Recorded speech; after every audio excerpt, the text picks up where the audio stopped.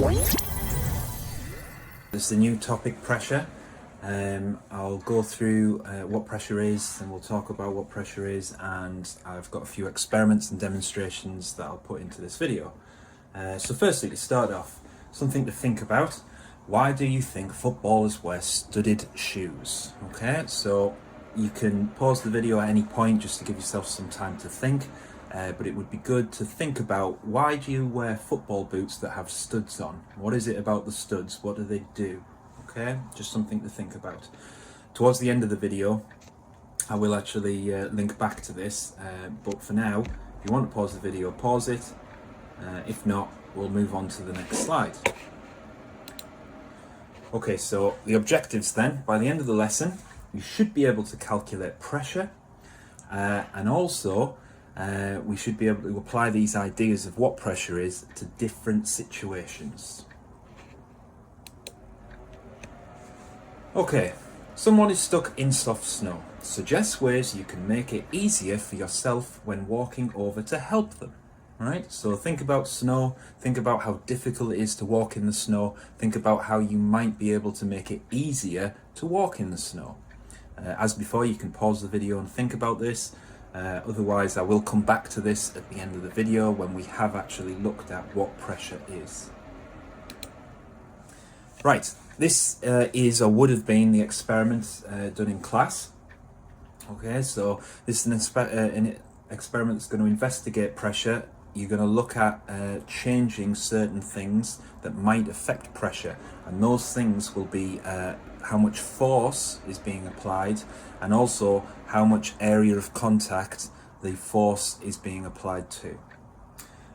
So in the experiment, the equipment that I will use, I'll need some sand, some weight, some supports, a ruler to measure the depth at which the sand moves, or the depth at which the support goes into the sand, and then I'll just need to make sure that the sand's spread out again. Okay, as I'm not in the class, I don't have this equipment, but the equipment that I do have will hopefully help show the factors that affect pressure. So I'll cut to the experiment now. Okay, for the experiment we need to apply a force. We're going to do that by putting an amount of mass which has a weight, that's a pull due to gravity, so that's going to apply our force down on the object, okay? However, I don't have known masses at home, okay, but improvising, I'm going to use some books. I can actually measure the mass of these books, so let's just make sure they're on the scales. So that one's in terms of its mass, it's 1,300. I'll just keep it to the nearest hundred of a gram. Second book, book 2, 1,500. Third book,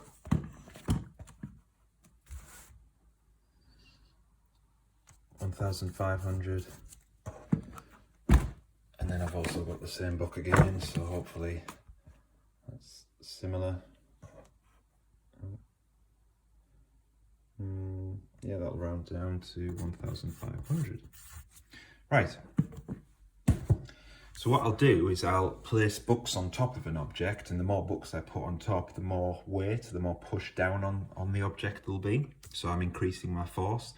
We need to know from the topic previous that the weight of an object is equal to the mass of the object times the gravitational field strength. Okay, on Earth we know that's 10 newtons for every kilogram.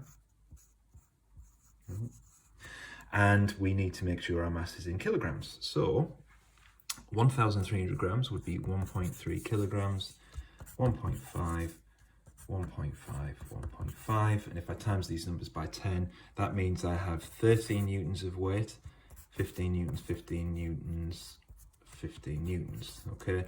And roughly, we could just say these books are all the same, okay? This is the only one that's slightly less, but what will happen is for each book I put on top, I'm increasing the force by about 15 newtons, okay?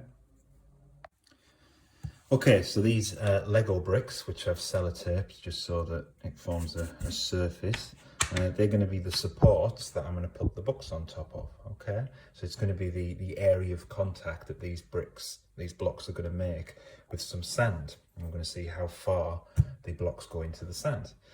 Now, the area, okay, these blocks are 3 centimeters by 3 centimeters, okay? So that's an area of 9 centimeters squared. So we know that each block has an area of 9 centimeters squared. Okay, so if I have one block, then that means the area of contact with the sand will be 9 centimeters squared. If I rest the book on 2 blocks, then obviously that's going to double the area of contact to 18 centimeters squared, and so on and so on and so on and so on until we have 8 blocks. Okay, maybe I'll do a 9th just so it forms a nice square number. Okay, as discussed, we're investigating pressure, and we're going to do this by looking at factors that affect pressure. And I've got a table here. There are 2 separate experiments. The first experiment is changing the number of supports. So I am going to support the weight of these books. So that's my force, the weight of the books are going to support, or these supports are going to support the weight, and they're going to be pressed into the sand, okay, depending on how much pressure is being applied, okay? So the first thing is that we're changing the number of supports. That means we're going to keep the number of books the same, okay? So the number of supports changes. This is my independent variable because I'm choosing how many supports, okay? And remember, I'd said that each support has an area on the base of 3 centimeters by 3 centimeters, which is 9 centimeters squared. And so if I've got 1 support, that's an area of 9.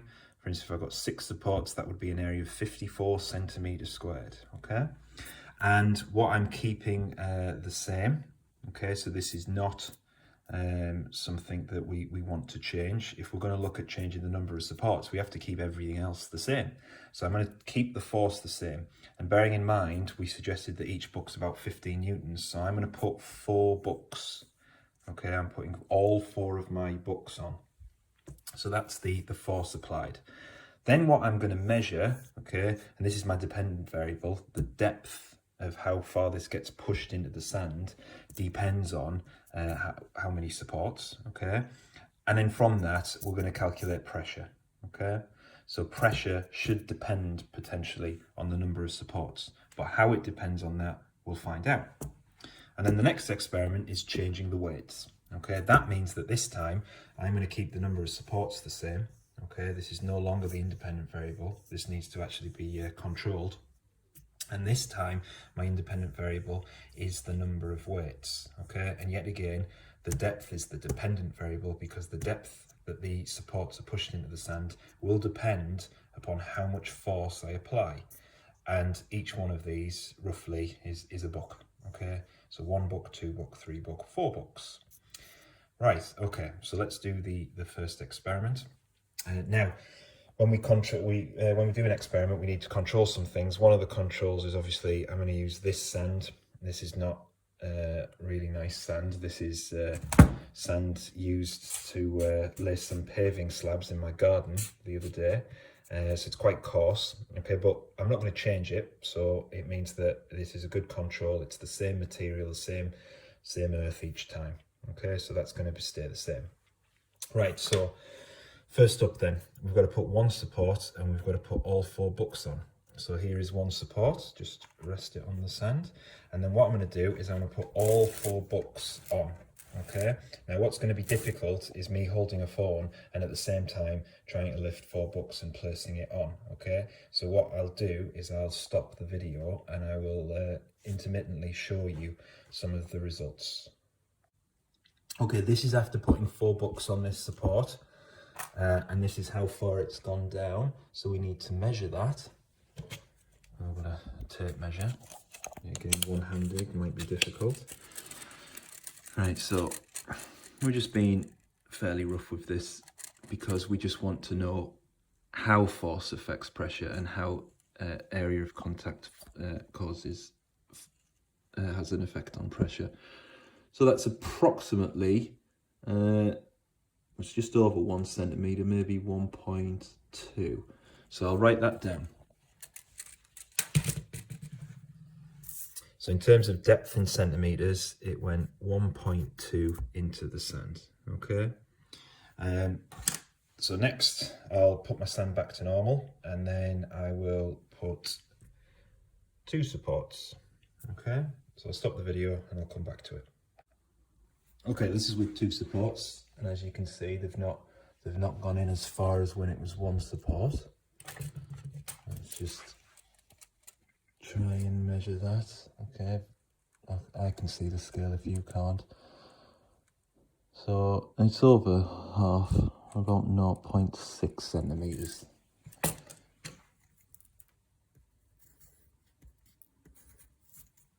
Okay, now obviously it's not going down that deep, so it'll be quite difficult to get some results. So I might stop when it's almost too difficult to actually see how far it's pressed into the sand.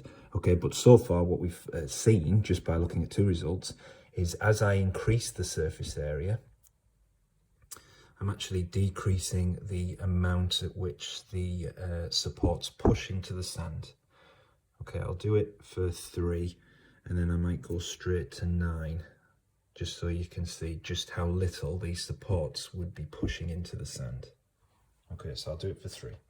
Okay, here we have 3 supports. Now it's obviously, they've been pushed into the sand even less than before. And as suggested, it's going to start getting very difficult to measure this with the equipment I have. But it's certainly less than the 0.6 before. I'll put somewhere around about 0.3. So what we've got is we've got the supports going up, and we've got how much it's supporting going down. Okay. And this 0.3, it's somewhere, it was somewhere there, 0.2 to 0.4, okay, somewhere between those values, but it's quite difficult to read. However, I'm going to go to 9, and we're going to see just how little the indentation in the sand will be once I increase the number of supports to spread out the weight of the books and reduce the pressure. Right, okay, I've got my 4 books now, so the 60 newtons of weight, and that weight is being supported by 9 supports. And as you can see, they're not being pushed into the sand as much as when there was only 1, 2 or 3 supports. If I remove these books, we'll see just how little they've pushed into the sand.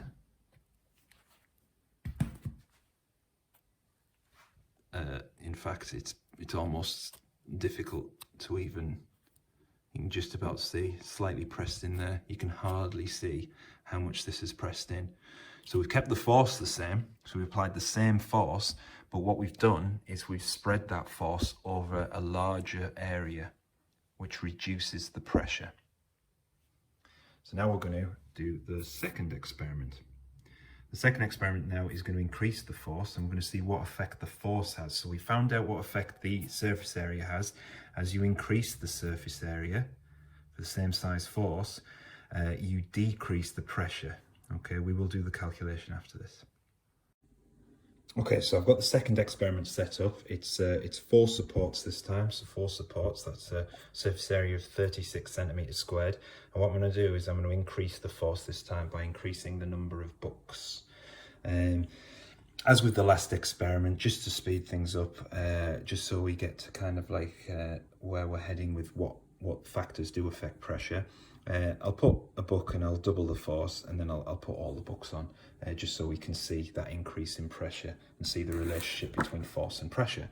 So first book being supported by 4 supports.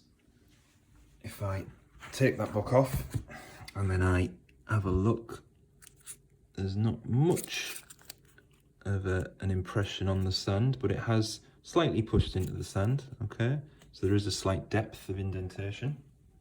Now if I double the force, I'll just start this again, just so it's a fair test. So put my supports back, roughly in the same place. As I said, try to keep it as fair as possible. And then if I put one book and now 2 books of force, weight force, so that's roughly 30 newtons of force. So now, same cross-sectional surface area of contact on the sand, but this time the weight's doubled. So we should see that it's pushed into the sand a little bit more. So I don't know if you remember how it looked before, but it's potentially gone in a little bit more. That's why I said I'm going to go straight to the 6 books, so that we can actually see a noticeable difference when we actually increase the force to the maximum force available. And in fact, I've got a couple extra books here that I can put on top just to fully show you that increasing the weight, increasing the force will increase the pressure, which is directly related to how much it actually pushes into the sand. So if I get a couple more books, I'm going a bit off experiment now. Here's another one. There's another one. So I'm definitely increasing the force now. So hopefully we'll definitely notice that these have pushed into the sand far more than when there was less weight. Okay, so I'll take the books off.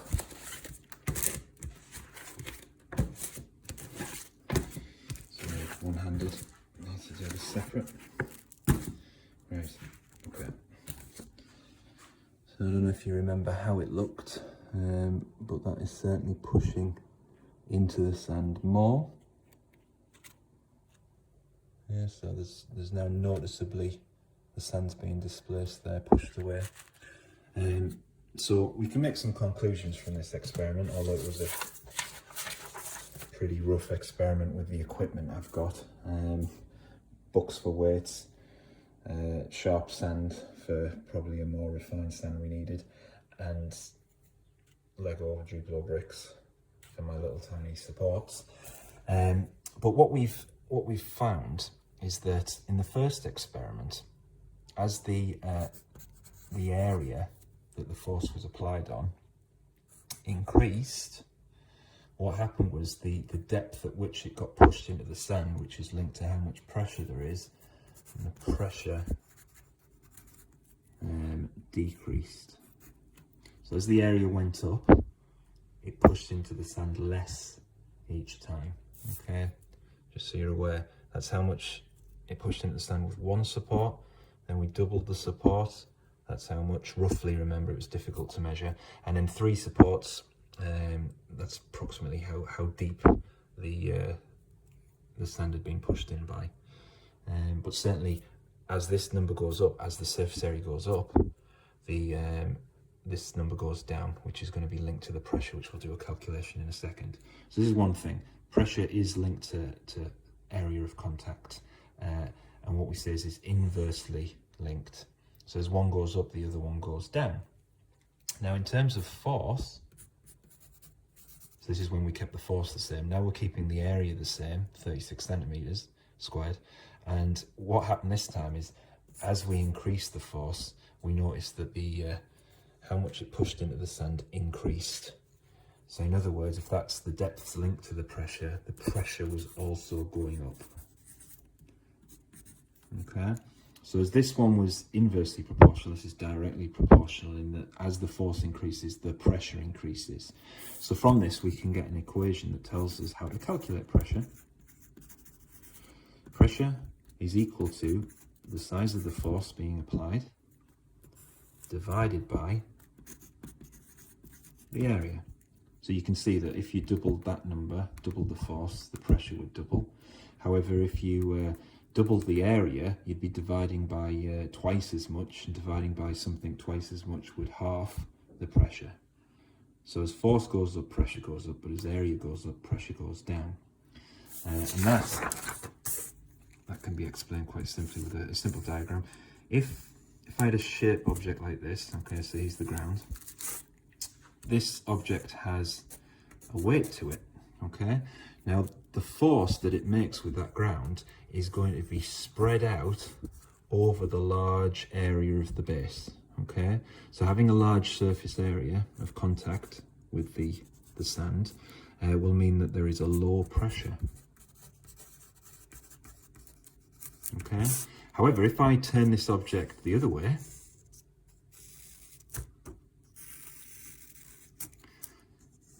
for the same weight force, so we haven't changed how much force is pushing down, okay? But what we have done now is, instead of spreading the force out, we're actually concentrating all that force directly onto that small area of contact. And what happens is we've got a high pressure. And if this is sand, then the sand won't be moved out the way as much. Here it will be, okay? So this will dig into the sand, okay? Just like my pencil can quite easily be pushed into the sand. If I've got the rubber end, I'm pushing with the same force, and it's not even really moving the sand out of the way, okay? So with a point, we've got a small area that's high pressure. With the large area of contact, we've got a low pressure. Okay, and that's basically pressure. Now, final point to make is that if the force is in newtons, our area was in centimetres, squares, sorry, and so pressure is newtons per, so divided by centimetres squared, okay? For this experiment, newtons per centimetres squared. It can be, and it's usually, newtons per metre squared. Okay, so that's usually the unit for pressure. Right, hopefully that's made sense with that demonstration. There's a few other demonstrations in the video that will hopefully hit home this equation, that pressure is force per unit area of contact. Okay, here's a demonstration to show you the factors that affect pressure. I have a nail and I have a piece of wood. The nail has a pointy end and the nail has a flat end. This end has a large area of contact and this end has a small area of contact, okay? And what I want to show you is, obviously, if I try to hammer a nail in, okay, so if I use the pointy end and a little bit of force, okay, it'll slightly push in. If I increase the force, it obviously goes further in. So pressure is increased if I increase the size of the force. Now, it went in because it had a small area of contact. Pressure is also to do with the area. If I were to turn the nail around now and try to hammer the flat end in, okay, so if I do it with a little force as before, you can't see anything. And even if I were to hit this quite hard, it has hardly made a dent. In fact, if I just focus just about there, you might be able to see the circle that shows kind of like the rim of that, okay? But pretty neat demonstration. I can hammer that with a very large force and it still doesn't go into the wood because the pressure is low enough so that it doesn't actually go into the wood, okay? There probably is a force large enough that you could hit that and it would start to go into the wood, but it's going to be very large, okay? However, with a nice point, you don't need much force for high pressure. Okay, here's an experiment you can do if you want to. I've provided square paper, or I've provided a file that you can print out your own square paper.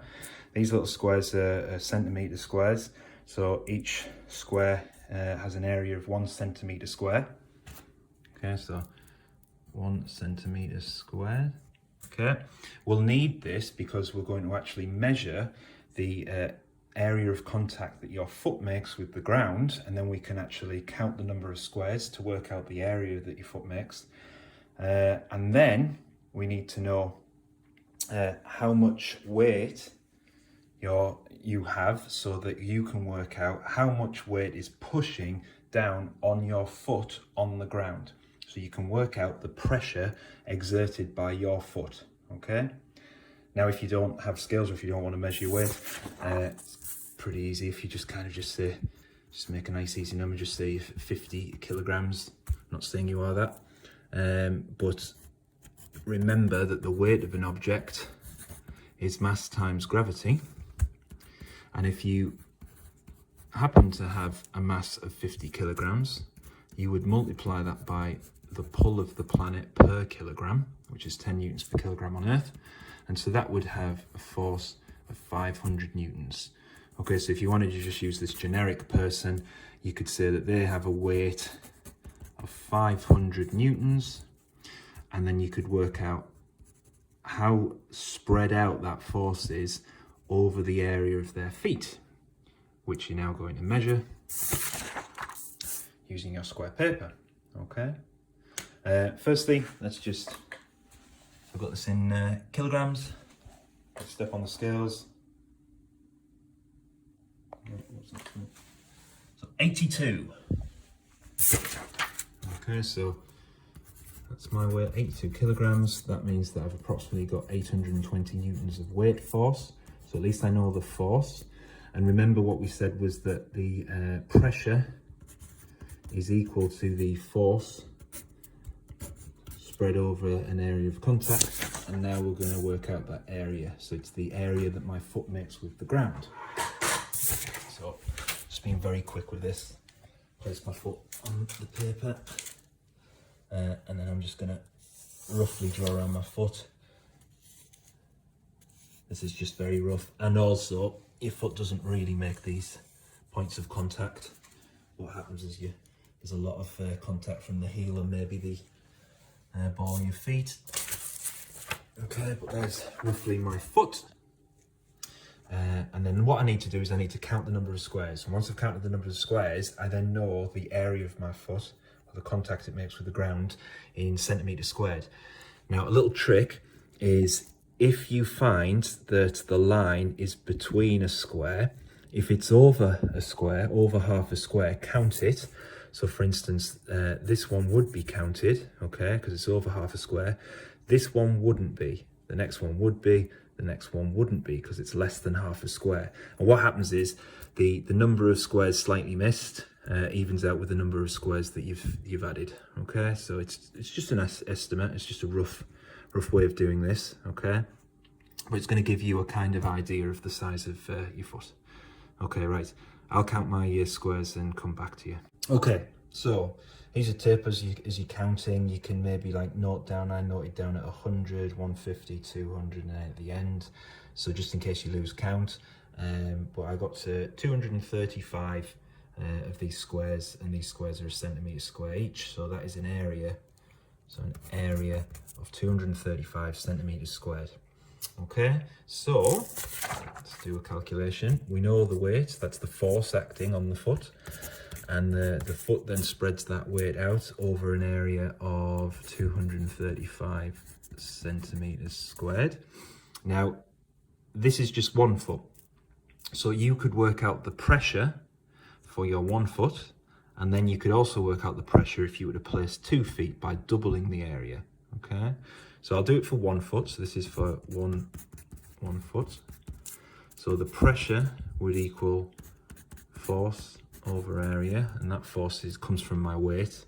Okay, the pull of the planet, and the area then of my foot would be 820 newtons divided by 235 centimeters squared.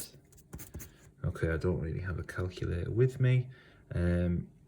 If I just simplified that to 200, so that'd be 82 divided by 20, 2 goes into 82 41 times, so 410, sorry, 4.1 newtons per centimetre squared. Okay, so that's the pressure in centimetres squared, okay, newtons per centimetre squared. And then if I were to double the area, okay, so if I was to double that to 400, then what you would have is the pressure. This time this is for 2 feet, both feet.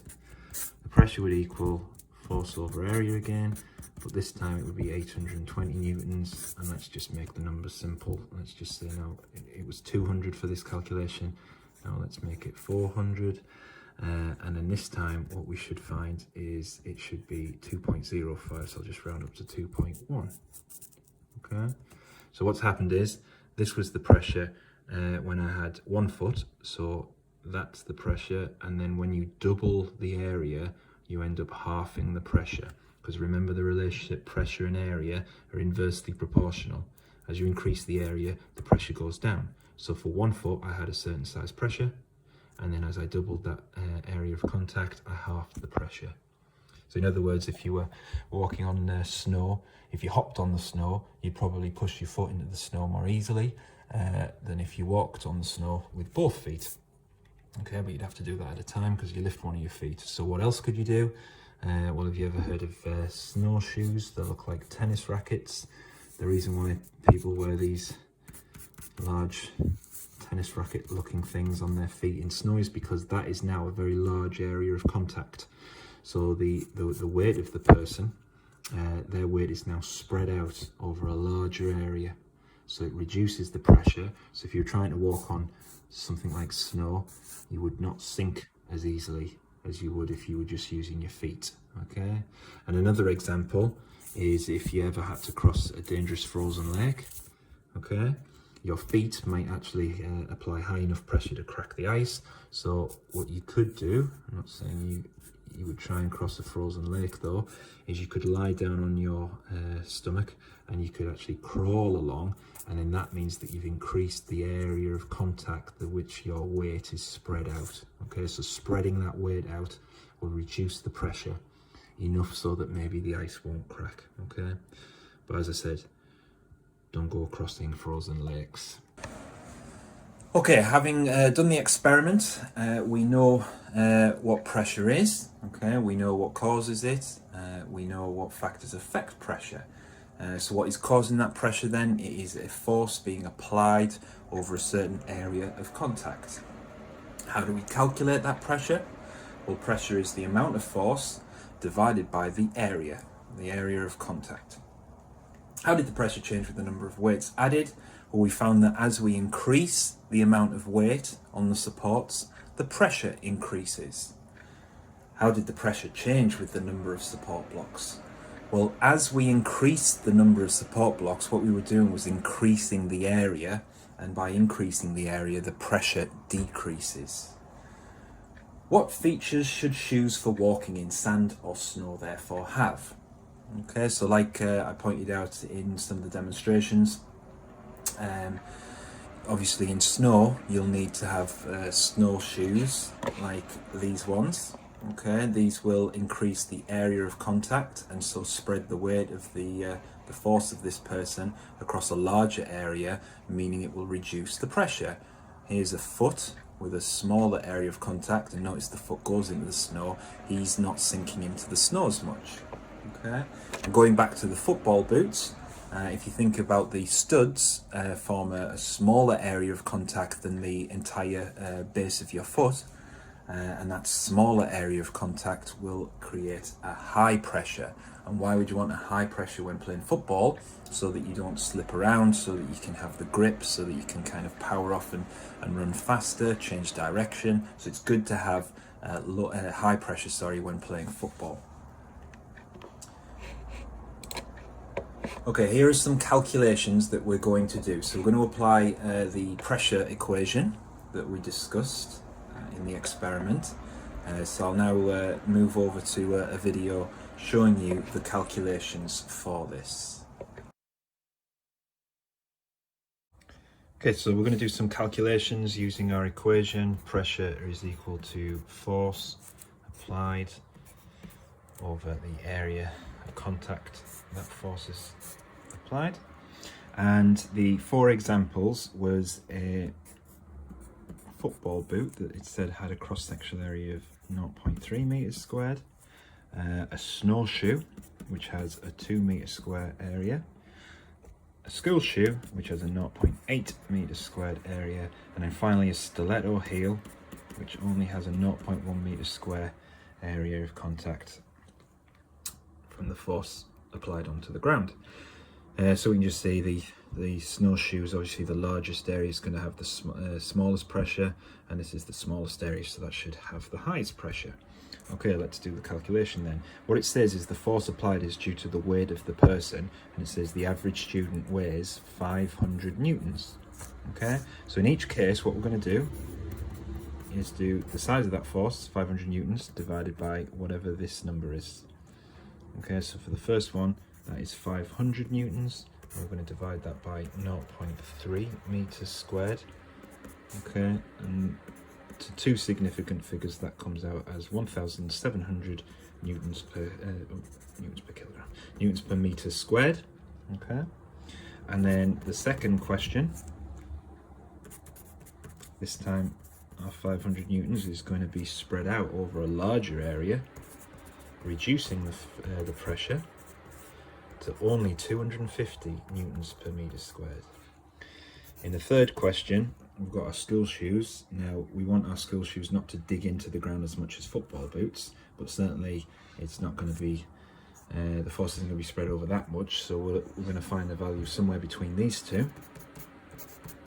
Okay, and that value is 500 newtons divided by 0.8 meters squared, which comes out as 625 newtons per meter squared. And then finally, force over area of a stiletto shoe, 500 newtons over 0.1 meters squared. That's going to come out as 5,000 newtons per meter squared. So the stiletto shoe, that has the highest pressure in the ground. So if you walked on mud, this would dig into the ground. The football boots would dig in a bit, but not as much as the stiletto. Obviously, you don't want to be losing your shoe when playing football.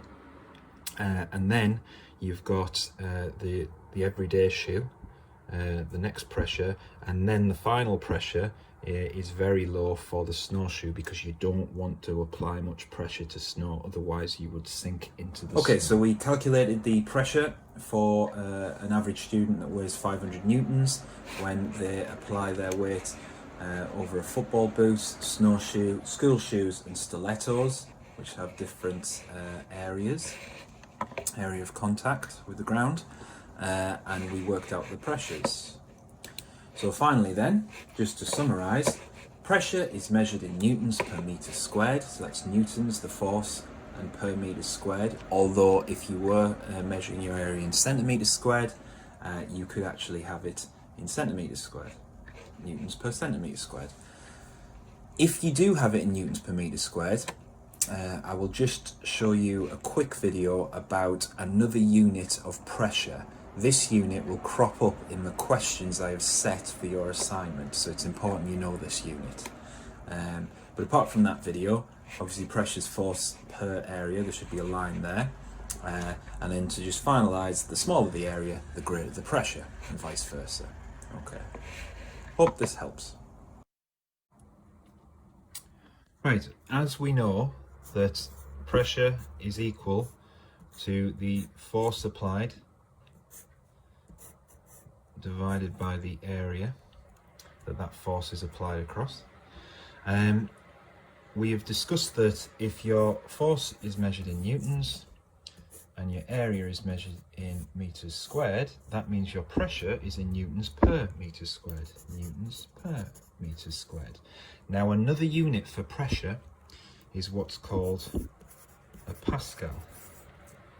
It's given capital P lowercase a as the shorthand symbol, and 1 Pascal is equal to 1 Newton per meter squared. So if you had a pressure of, let's just say 4.2 newtons per meter squared, that can simply be written as 4.2 pascals. Okay, so if you do get a question and the pressure is in pascals, it is because the force is in newtons and the area of contact's in meters squared.